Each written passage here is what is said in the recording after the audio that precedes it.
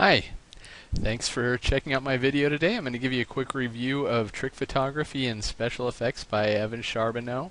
We're now in the second edition of this book, and if you've taken a look online, you've probably already seen the price. It's $47, and you may be wondering if it's worth the price. I will say I purchased it myself, and I was somewhat hesitant at first, but I'll get into what I really liked about the book and truly why I think it's worth $47. But I'll also tell you some of the things that I thought were wrong with it, so that way you can make the decision for yourself if it's really worth $47 to you. So you've probably seen some of the examples of photos that Evan has taken using the techniques that he teaches. You may have wondered if you'll be able to shoot these kind of photos once you've gone through the material here.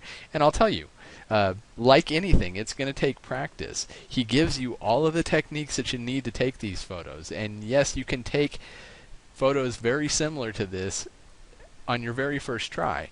But are they going to look quite as perfect as his? Maybe not. It really depends on how skilled you are as a photographer, how much experience you have.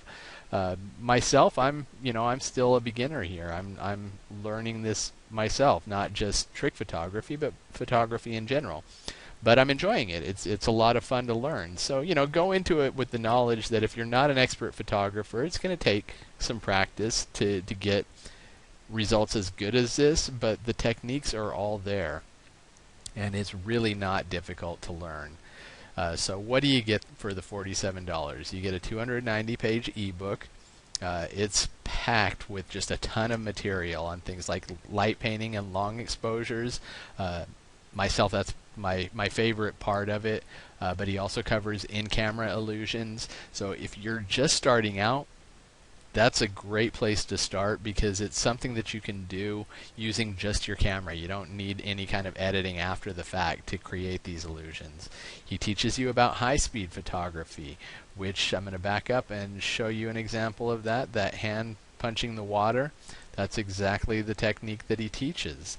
Not real difficult. It does require some lighting, and you will need a tripod for that. So just something to be aware of.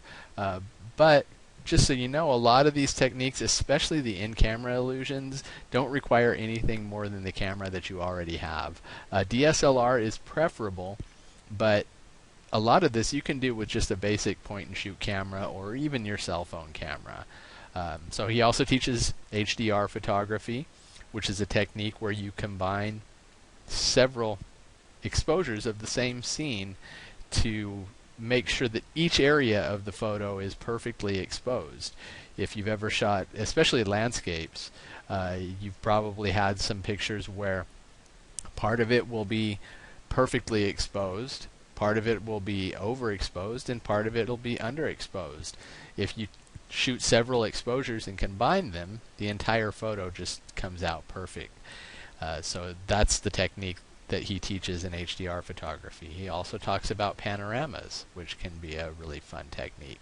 Multiplicity, and that's a technique where you'll shoot several shots of the same scene, but your main subject in the photo appears in several places throughout the scene. And that subject, it can be yourself, it can be your dog, it can be your car, whatever you decide you want to take a picture of. You just shoot several shots and then combine it after the fact to make it look like your subject is appearing several times. It's a lot of fun, and it's not difficult to do at all.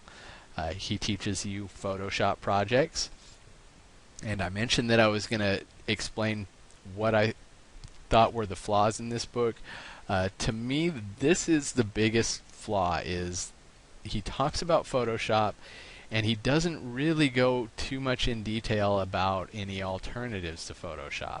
But I want to let you know that there is a free piece of software. He does mention it, but he doesn't really give you much detail about it. But the GIMP is open source, it's completely free, and it does almost everything that Photoshop does for free. So you don't need to spend $700 on Photoshop. I wish he would have explained a little bit more how to use the GIMP. There was a little bit of a learning curve, but so far I've been able to do everything that he taught in Photoshop I've been able to do in the GIMP. So it's definitely something you don't feel like you need to go out and spend the money on Photoshop, and don't feel like you need to do something kind of shady or something illegal by downloading an illegal copy of Photoshop.